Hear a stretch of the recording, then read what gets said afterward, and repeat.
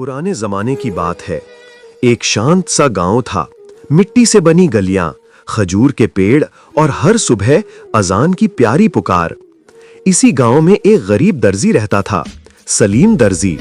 उसके घर में अमीरी नहीं थी, लेकिन ईमान, अमन और बरकत की दौलत बहुत थी। सलीम अपने बूढ़े अम्मा अब्बू के साथ रहता था। दोनों बहुत कमजोर थे। सलीम रोज सुबह मस्जिद में नमाज पढ़कर आता, फिर अपने छोटे से कमरे में बैठकर कपड़े सीता। लोगों को उसके हाथ की सिलाई पसंद थी, क्योंकि उसमें मेहनत नहीं, बरकत दिखती थी। एक दिन आसमान में बादल घिर गए। बरसात इतनी हुई कि कई दुकानों का सामान खराब हो गया। लोग परेशान थे। सलीम की छोटी दुकान में भी पानी भर गया। उसकी सिलाई मशीन खराब हो गई। उस दिन आमदनी भी नहीं हुई। घर आकर उसने अम्मा से कहा, अम्मा, आज चूल्हा जलाना मुश्किल है। घर में सिर्फ आधा कटोरा चावल है। अम्मा ने मुस्कुराकर कहा, बेटा, कमी रोजी में नहीं, सब्र में होती है। अल्लाह दे देगा। सलीम ने उनकी बात सुनी और चावल पकाकर तीनों ने नमक के साथ खा लिया। भूख पूरी नहीं भरी, मगर दिल भरा हुआ था शुक्र से। रात को सलीम नमाज पढ़ रहा था कि दरवाजे पर दस्तक हुई। उसने दरवाजा खोला तो एक अजनबी मुसाफिर खड़ा था, भीगा हुआ, कांपता हुआ। उसने कहा, भाई, बहुत भूखा हूँ, कहीं आसरा मिल जाए तो रह लूं। सलीम ने बिना सोचे कहा, अंदर आ जाओ, आज रात तुम हमारे मेहमान हो। अम्मा बोली, बेटा, हमारे पास तो खाना भी नहीं है। सलीम ने मुस्कुराते हुए कहा, अम्मा, मेहमान के लिए अल्लाह खुद रास्ता बनाता है। सलीम ने अपने हिस्से का थोड़ा सा खाना मुसाफिर को दे दिया।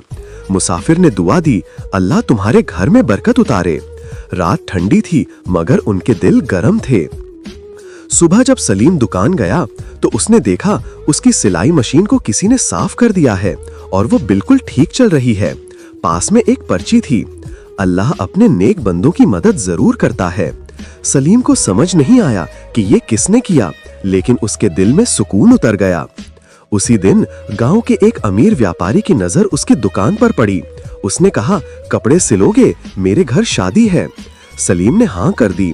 अगले 3 दिन वो दिन रात मेहनत करता रहा और कपड़े बहुत खूबसूरती से तैयार किए। व्यापारी इतना खुश हुआ कि उसने 3 महीने की कमाई जितने पैसे उसे दे दिए। सलीम की आंखें भर आईं। ऐ अल्लाह, तूने कितनी जल्दी मेरी मुश्किल आसान कर दी। शाम को दुकान बंद करते समय उसे फर्श पर एक थैला मिला। खोलकर देखा, सोने के सिक्के। उसके हाथ कांप गए। उसने सोचा कि ये किसी अमीर का है। घर लेकर आया और अम्मा को बताया। अम्मा बोली, बेटा, ये बहुत बड़ी अमानत है, घर में रखना ठीक नहीं। सलीम बोला, मैं इसे मस्जिद में जमा कर दूंगा, अल्लाह की अमानत पूरी करनी होगी। अगली सुबह वो थैला लेकर मस्जिद गया और इमाम साहब को दे दिया। 2 दिन बाद शुक्रवार की नमाज पर ऐलान हुआ कि जिसका थैला खो गया है ले जाए। भीड़ में एक बुजुर्ग खड़ा हुआ। उसने थैले को देखते ही रोते हुए कहा, ये मेरा ही है। बेटा, तुमने ये लौटाकर बहुत बड़ी नेकी की है। आज के दौर में इतनी ईमानदारी बहुत कम मिलती है। फिर उसने एक कागज निकाला और कहा, मैं इस गांव का पुराना जमींदार हूं। मेरी कोई औलाद नहीं है। मैं एक ईमानदार इंसान ढूंढ रहा था अपनी जमीन और जिम्मेदारियां सौंपने के लिए। आज मुझे वो इंसान मिल गया। और सबके सामने उसने अपनी सारी जमीन, दुकान और घर सलीम के नाम कर दिया। सलीम के पैर कांप गए, आंसू बहते रहे। बुजुर्ग ने कंधे पर हाथ रखकर कहा, अल्लाह की राह पर चलने वाला कभी गरीब नहीं रहता। वो देर करता है लेकिन देता बहुत है। दिन बीतते गए। अब सलीम के पास बड़ी दुकान थी, कई मजदूर थे, घर में सब कुछ था, लेकिन उसका दिल वही विनम्र और ईमानदार रहा। वो रोज गरीबों को कपड़े देता, मुसाफिरों को खाना खिलाता, मस्जिद की देखभाल करता। लोग कहते, अल्लाह ने इसे दुनिया दी और इसके दिल में अहंकार नहीं आया।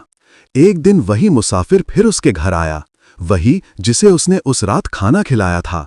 लेकिन इस बार वो मुसाफिर नहीं, वही बुजुर्ग जमींदार था। सलीम हैरान रह गया। आप मुसाफिर? बुजुर्ग मुस्कुराए।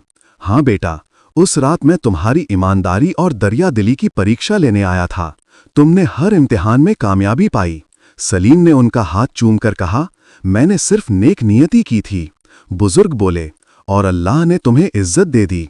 सलीम समझ गया, अल्लाह की राह में दिया हुआ एक कौर भी कभी व्यर्थ नहीं जाता। हर अमानत का हक अदा होता है और सब्र कभी बेकार नहीं जाता।